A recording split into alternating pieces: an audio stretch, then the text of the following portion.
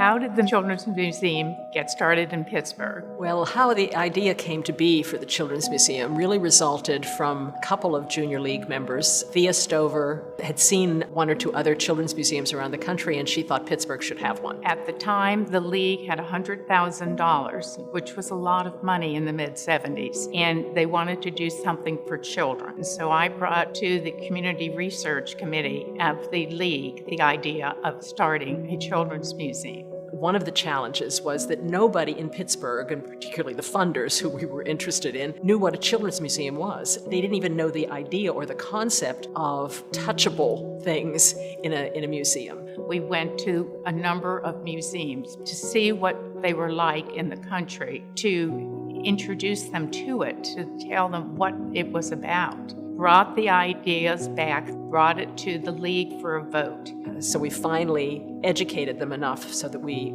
got a grant to begin with that allowed us to really get started.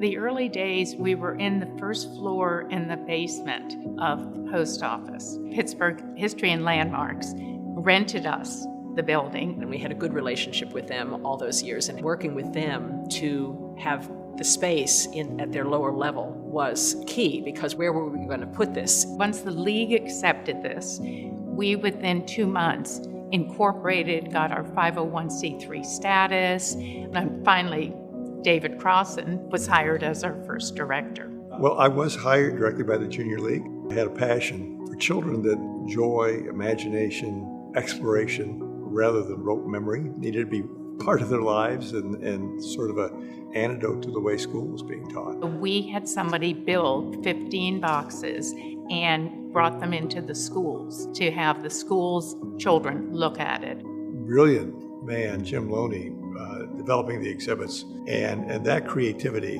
that imagination, that just sort of explosion, I think was absolutely critical to those first years. So that's the beginning.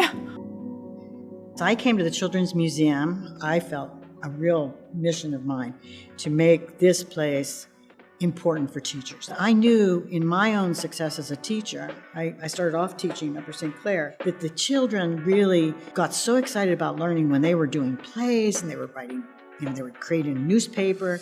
That was the way that learning became meaningful for them, to really be able to see how important this approach to education would be, and then be able to translate that back to the schools was important too. So that was a big part of what I did. I mean, I did some stuffy presentations for schools.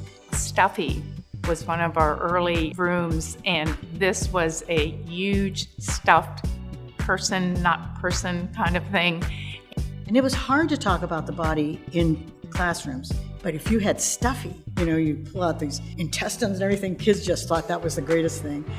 What I remember is the great creativity, the great opportunity to build. I will never forget watching the mayor of Pittsburgh climbing on the limb bender.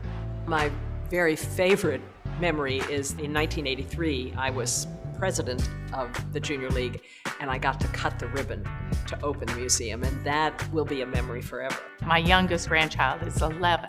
They had come up. Her mother could not get her away. We said, we have to go, and 4 o'clock in the afternoon, she was still having a great time. So I felt very good about that.